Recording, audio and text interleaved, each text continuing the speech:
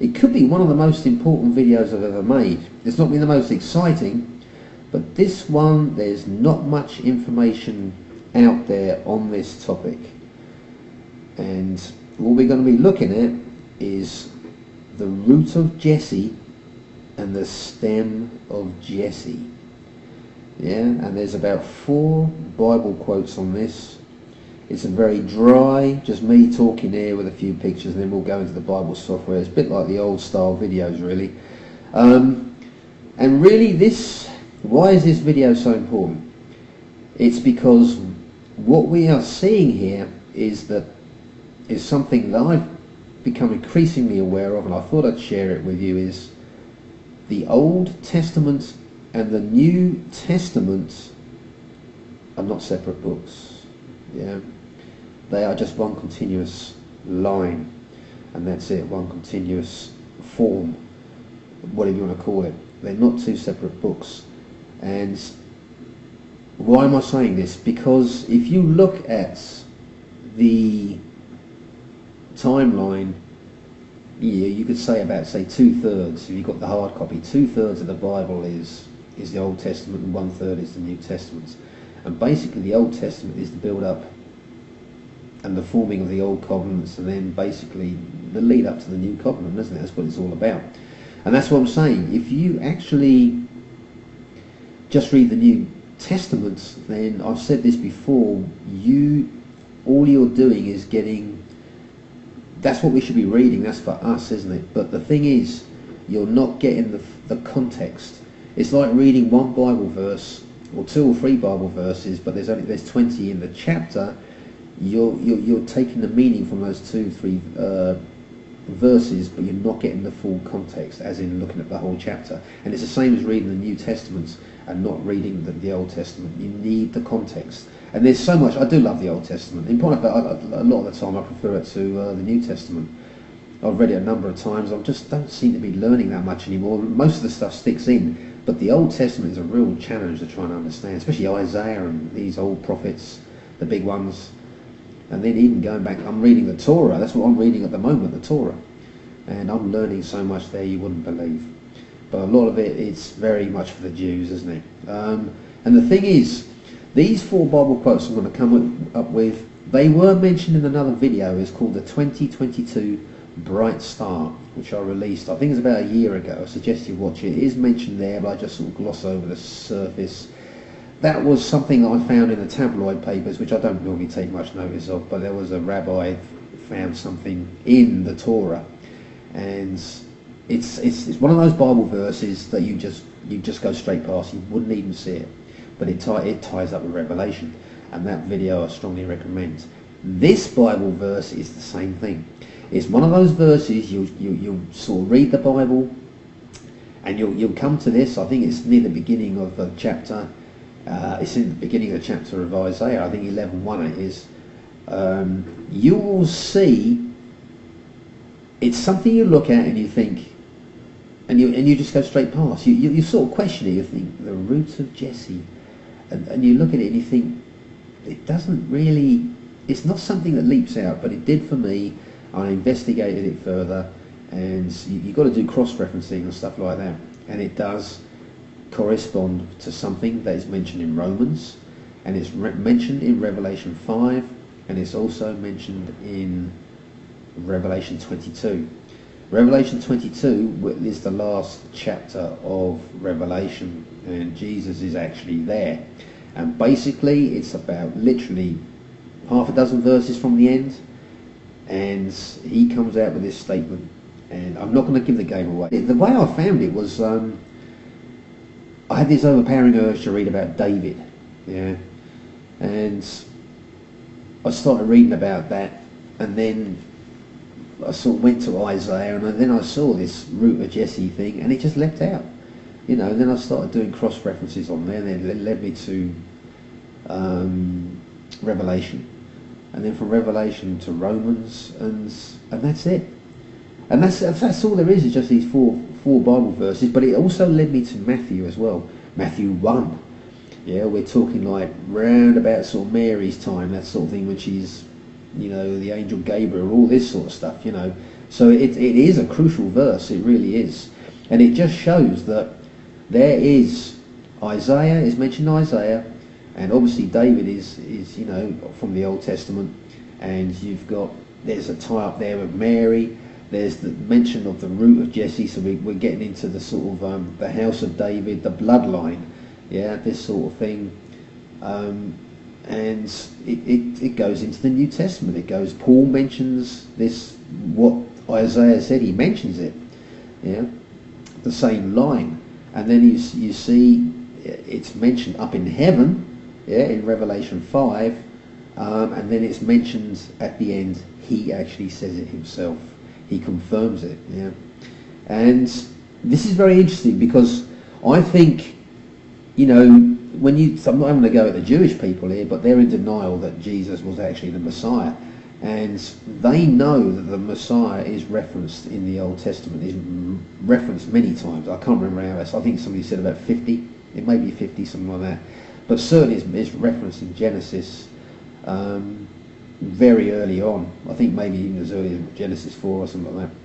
But I'm not here to look at those verses. But there is mention of the virgin birth, the mention that he is going to be for the Gentiles, a mention that this person is going to be, great, is going to be an offshoot, it's going to be a person that will do wondrous things. And as I said, the virgin birth, there's going to be the crucifixion, the resurrection, it's all there. It's all mentioned throughout the Old Testament, either in prophecy, but it even comes up in Genesis, And that's what they're waiting for, you see, and they think Jesus isn't that person, and that's the difference between them and us, isn't it?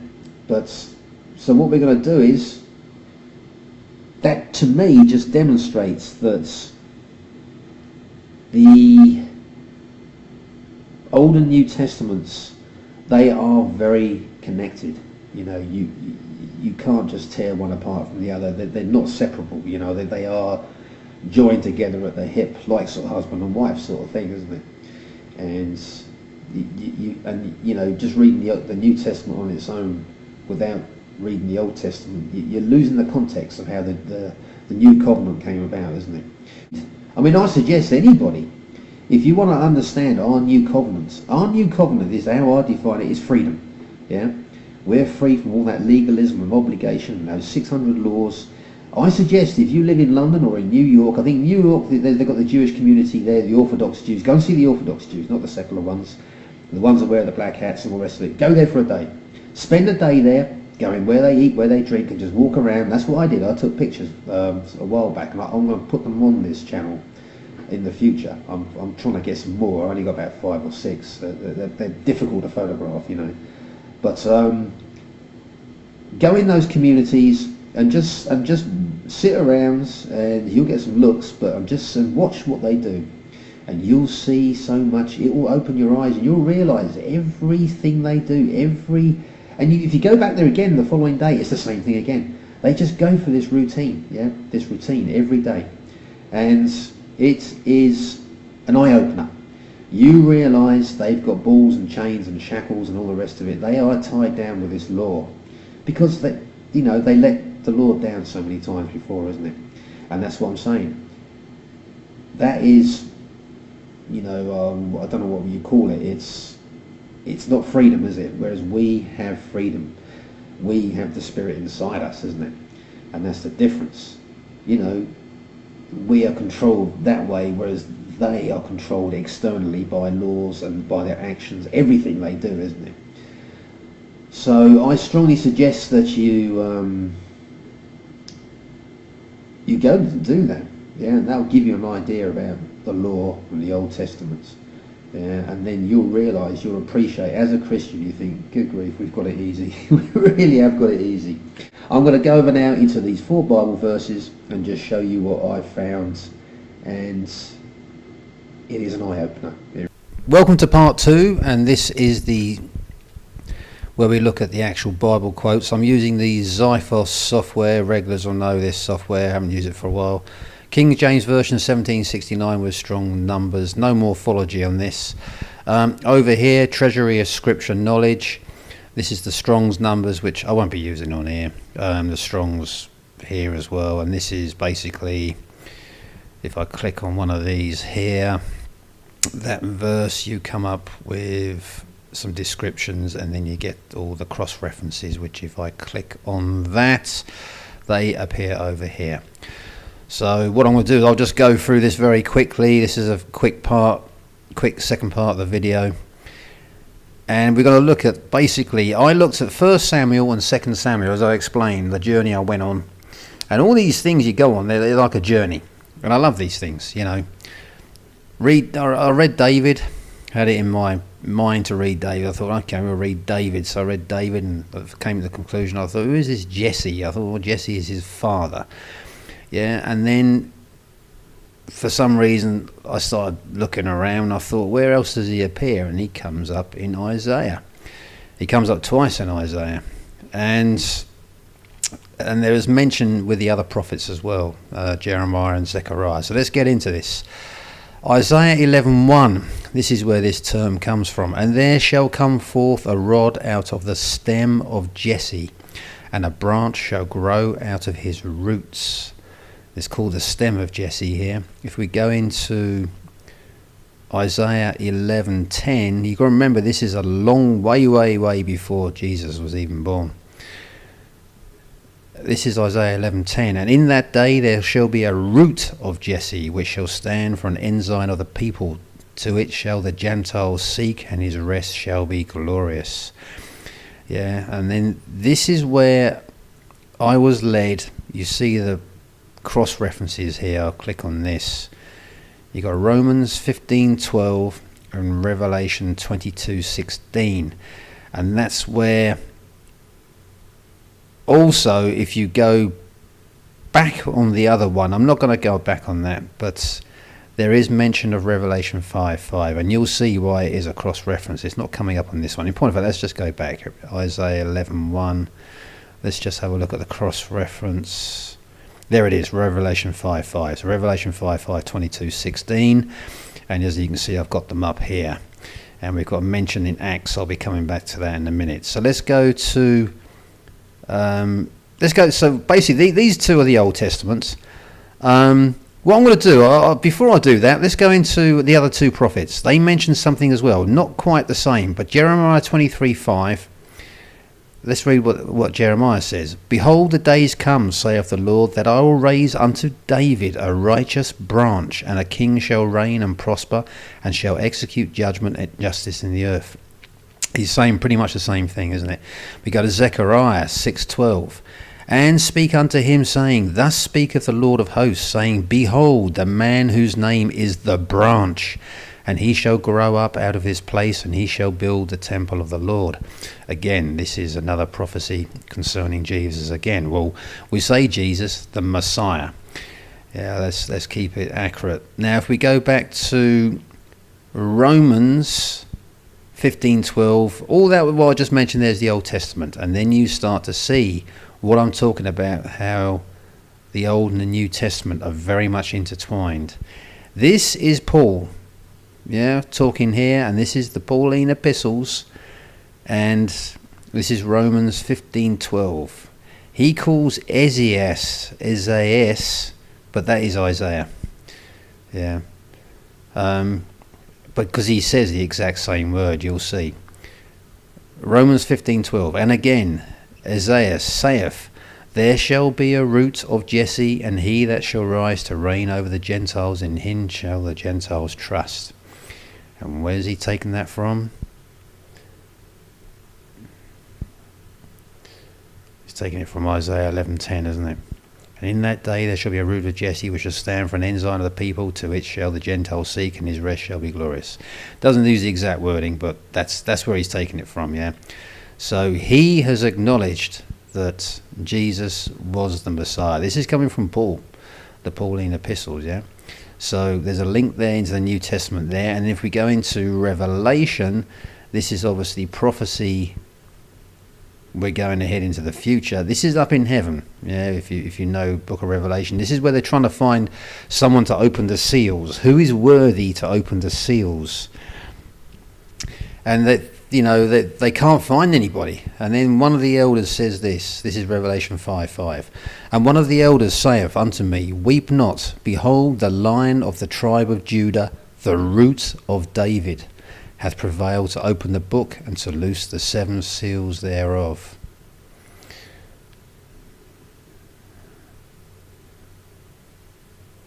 And there's mention of the Lamb.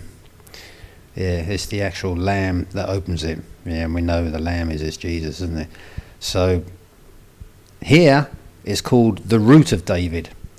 Yeah, but it's the same thing. Yeah, and if we go to, instead of the root of Jesse or the stem of Jesse, they're referred to here the root of David, but exactly the same thing.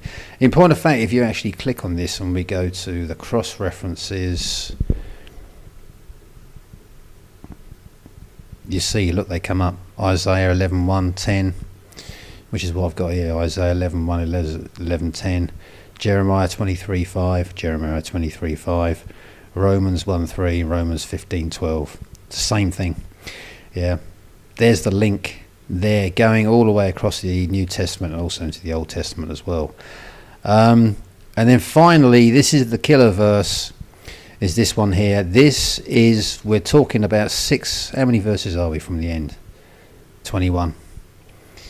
Yeah, 21, and it's verse 16, so 5 from the end of the book of Revelation, in point of fact, the end of the Bible. Yeah, and this is it. This is Jesus. It's in red, it's his words. And what does he say? I, Jesus, have sent mine angel to testify unto you these things in the churches. I am the root and the offspring of David and the bright and morning star. Yeah. And what I'm going to do, I'm just going to finish up on this one, is Acts. What's the relevance of David? The relevance of David is, you'll see it here. Yeah. Moses, I would say, is the one I got closest to him physically, but I think God's favourite was David. I think he was, and he was the blue-eyed boy. He wasn't perfect. I mean, he did commit adultery and he married her in the end, didn't he? But he went for absolute hell. If you read Psalms, you go into Psalms, you'll see the prayers there. I mean, I say these things on a daily basis, morning and evening, and he's there and the Lord is silent, no response at all, and he's trying to get his attention. A lot of those prayers, you read Psalms, you'll see, I think it's around about the 60s or 70s, round about there, you'll see. It's the prayers of David, isn't it? But if we go into this is Acts 13:22, and this proves that David, you could say, he was the favourite. And Acts 13:22, New Testament. And when he had, this is Paul, yeah, and when he had removed him, he raised up unto them David to be their king, to whom also he gave testimony. This is Paul talking here. And said, I have found David, the son of Jesse, a man after mine own heart, which shall fulfill all my will. Yeah, not only did he have him as a king, but also, this is where we get into, in point of, I'm going to add it now, I think. I haven't actually put it on here. We start getting into bloodlines. While I'm doing this, getting up Matthew 1:1, I'm going to show you some bloodlines, which is mentioned in First Chronicles. And if you've read the Old Testament, you see it just goes on and on and on. You can see the whole family tree of Jewish people. You can see it there. And it should be on the screen now. And then what I'm going to do is bring the screen back, and then we will see there's never any mention of bloodlines in the New Testament. Somebody correct me on that, because this is the first time I've ever seen it. And this is another example of the Old Testament and the New Testament. They do connect. Yeah, there's a lot of phrases you see in the Old Testament, they come up in the New Testament as well, don't they? And when you look at the prophecies, the Olivet Discourse, and a lot of them do tie up with the book of Revelation. There is a toing and froing, there's a lot of cross-referencing, a lot of linkage there. But let's have a read of this. This is Matthew 1, the very beginning. And this is doing the same thing as what I just shown you with the Chronicles. Yeah, the same thing. Let's have a read of this. I haven't highlighted it, but the book of the generation of Jesus Christ, the son of David, the son of Abraham. Yeah, we're here with the son of David again. Abraham begat Isaac, and Isaac begat Jacob, and Jacob begat Judas and his brethren. And Judas begat Phares and Zerah of Tamar, and Phares begat Ezrom, and Ezrom begat Aram. And Aram begat Amminadab, and Amminadab begat Nahshon, and it goes on, yeah. And this is where it gets interesting. And Jesse begat David the king, and David the king begat Solomon of her that had been the wife of Urias. And Solomon begat Rehoboam, and Rehoboam begat Abiah, and Abiah begat Asa. And Asa begat Josaphat, and Josaphat begat Joram, and Joram begat Ozias. And Ozias begat Joatham, and Joatham begat Achaz, and Achaz begat And Ozias begat Joatham, and Joatham begat Achaz, and Achaz begat Ezekias. And Ezekias begat Manasseh, and Manasseh begat Ammon, and Ammon begat Josias. And Josias begat Jechonias, and his brethren about the time they were carried away to Babylon. And after they were brought to the Babylon, Jechonias begat Salathiel, and Salathiel begat Zorobabel. And Zorobabel begat Abiad, and Abiad begat Eliakim, and Eliakim begat Azor. And Azor begat Zadok, and Zadok begat Achim, and Achim begat Eliud. And Eliud begat Eleazar, and Eleazar begat Mathan, and Mathan begat Jacob. And Jacob begat Joseph, the husband of Mary, of whom was born Jesus, who is called Christ. So all the generations from Abraham to David are 14 generations, and from David until the carrying away into Babylon are 14 generations, and from the carrying away into Babylon unto Christ are 14 generations. Yeah, this is repeating what's mentioned in First Chronicles, isn't it? And you also see it in, I think it's Genesis 5 as well.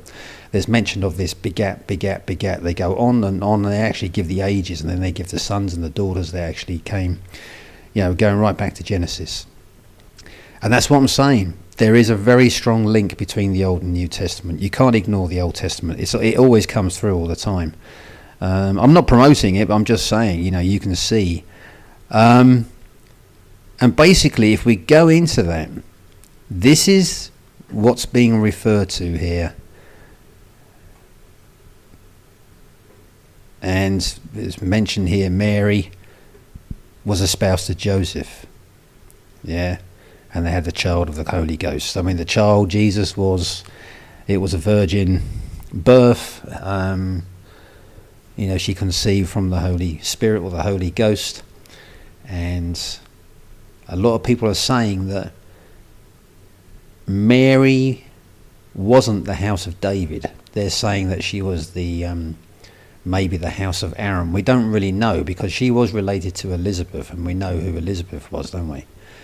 She gave birth to John the Baptist. So people are saying that they're related, and Elizabeth was the house of Aaron.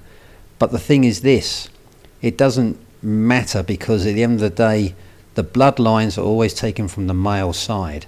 If Joseph, as we've just seen, is the house of David, yeah,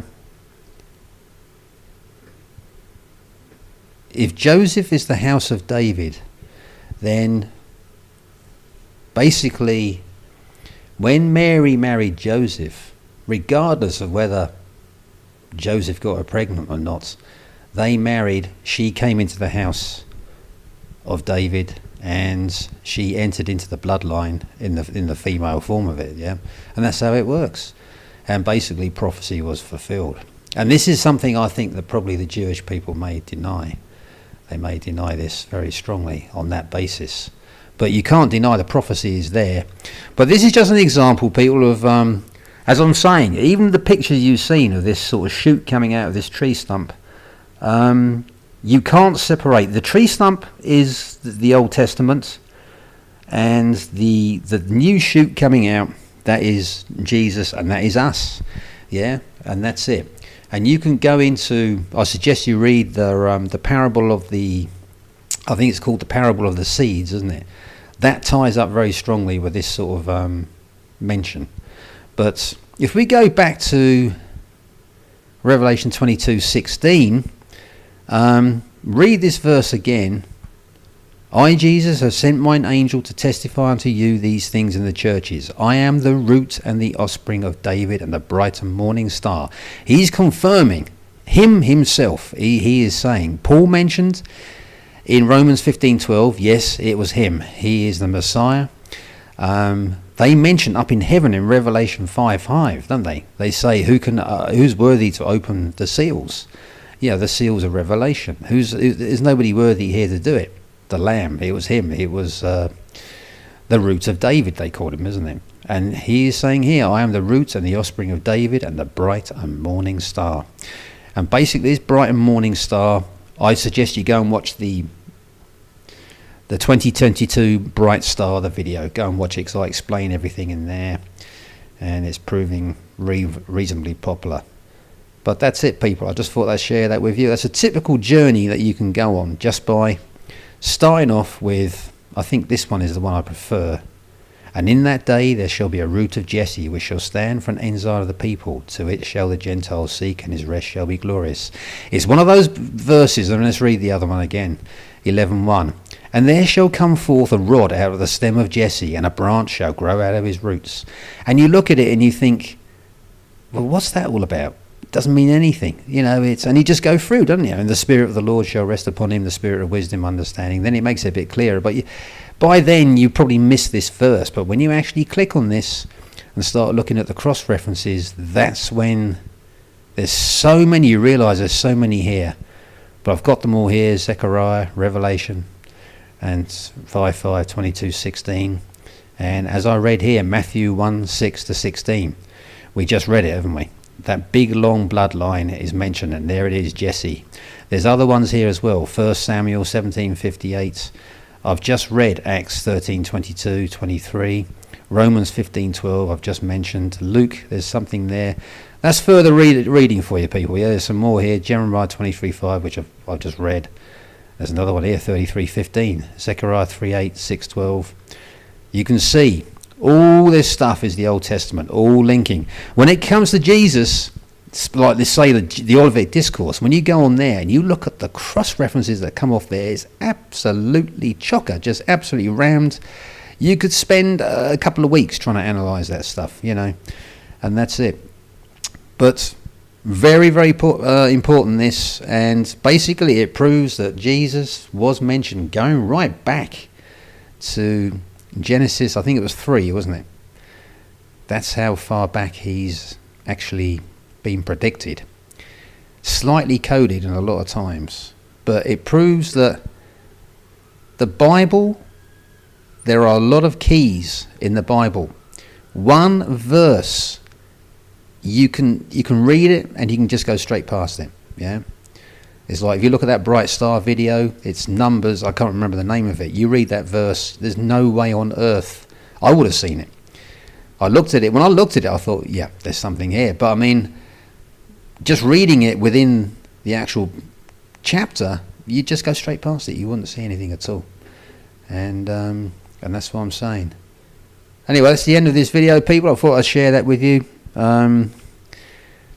It's nothing radical, but it's been sitting on my laptop on the desktop for the last 2 months, and I thought, let's just get this thing out there and let them get on with it. And it may take you somewhere else. You may, and that's what the Bible's like. That's how I read the Bible. Yeah, I've read it a number of times. It's pointless just going through. I mean, at the moment, I'm looking at the Torah and I haven't even done the cross references yet. This stuff has jumped out. I've had a few mini revelations, and I will share those with you. But they've got to be something that is not for the Jews. It's more sort of like that sort of ties up with what's mentioned in the New Testament. Something that adds weight and maybe points you to a verse in the New Testament, which again you may just go straight through, but you realise there's a very strong link to that verse, and then you may look at that and then you see, some light bulbs might start clicking off. But anyway, this is Frank of the 12 Gates. Leave your comments below if you've got anything to say, if you agree or disagree. Seem to be getting a few lately. People are getting a bit heated over the last video. But I'm afraid there's going to be a lot of... this one's not very confrontational, this video, but there's going to be a lot more... I'm going to be stepping on people's toes, I'm going to be a bit confrontational with some of my stuff. And it's not the Christian way, I know. Not pointing at any people in particular, but the last one, I was having a go at people that are in the institutional church, and I stand by it. It's not in Scripture, is it? But this is a bit more mellow. But it's something, on a Sunday, just sit there and have a look. Plenty of. If you just get the hard copy, you'll see all this stuff, all these cross references come up, and just have a look for yourself. And it may take you on another journey. I mean, you could say this one here. Look, Ruth. Let's have a look at it. Ruth 4:17. What's and the women, her neighbours, gave it a name, saying, "There is a son born to Naomi," and they called his name Obed. He is the father of Jesse, the father of David. There you go.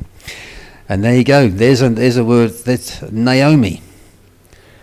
Yeah, Naomi, big name. She was, I suppose on the mother, the female side, she was in the bloodline there for this David and Jesse. So there you go. There's something just there, isn't it? Anyway, this is it, people. It's dragging on a bit long. So this is Frank of the 12 Gates. Leave comments below. Up votes, down votes, all the usual stuff. And I'm trying to think of a new line to end videos, but be blessed. And I shall catch you in the next video.